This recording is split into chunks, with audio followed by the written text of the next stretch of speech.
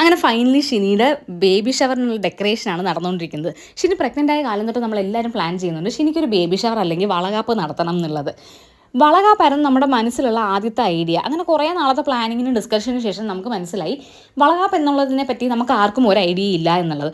അപ്പം നമ്മൾ ബേബി ഷവറിലേക്ക് കടന്നു. അങ്ങനെ കുറേ നാൾ പ്ലാൻ ചെയ്ത് ഡിസ്കസ് ചെയ്ത് കുറേ നാളത്തെ പ്ലാനിങ്ങിന് ശേഷം ഇത് ഇപ്പം 32 വീക്സ് കഴിഞ്ഞു ഷിനിക്ക്. അപ്പോൾ നമുക്ക് കുറേ ലേറ്റായി എന്നുള്ളൊരു തോന്നൽ വന്നപ്പോഴത്തേക്കിനും പെട്ടെന്നൊരു ഡേറ്റ് ഫിക്സ് ചെയ്യാമെന്ന് വിചാരിച്ച് ഇന്നത്തെ ദിവസം 12th ജൂലൈ ഫിക്സ് ചെയ്തു.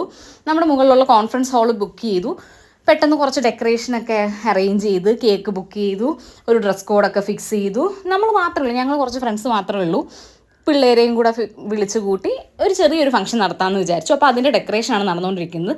ഞങ്ങൾ തലേന്ന് രാത്രി കുറച്ചൊക്കെ ഒന്ന് അറേഞ്ച് ചെയ്ത് വെച്ചായിരുന്നു. ആ കാണുന്ന റിങ്ങും വൈറ്റ് ആൻഡ് ബ്ലൂ പിങ്ക് ഒക്കെ ഓൾറെഡി ഒന്ന് സെറ്റ് ചെയ്ത് വെച്ചിട്ടുണ്ടായിരുന്നു. നമ്മൾ ഇത്രയും വരെ ഇതിലുള്ളേ ഞാൻ, ആതിര, സുറുമി, ചിത്തിര, അഖില, ജ്യോതി, പിന്നെ നമ്മുടെ പ്രഗ്നൻ്റ് ആയിട്ടുള്ള ഷിനി ഇനി വരത്തേ ഉള്ളൂ. ഷിനി വരുന്ന അടുത്ത വീഡിയോയിലായിരിക്കും. ഇതിൻ്റെ അവസാനം നമ്മുടെ ഫുൾ ഡെക്കറേഷനും കൂടെ ഒക്കെ ആയിട്ടുള്ള ഒരു ക്ലിപ്പും കൂടെ ഇടുന്നുണ്ട്. ഇത് ഞാൻ ഷിനിയുടെ ആ മോം ടു ബി എടുത്തൊന്ന് സെറ്റ് ചെയ്യാൻ നോക്കുകയാണ്. പിന്നെ ഇങ്ങനെയൊന്നും അല്ലടാ, കുറേ ശ്രമിച്ചിട്ടും പറ്റുന്നില്ലായിരുന്നു. അവസാനത്തെ അഖില വന്നാണ് അതെങ്ങനെയാണ് കറക്റ്റായിട്ട് ഇടുന്നത് എന്ന് കാണിച്ചു തരുന്നത്. എന്നിട്ട് ഞാനും ചിത്തിരയും കൂടെ കേക്ക് വാങ്ങിക്കാനായിട്ട് പോയി.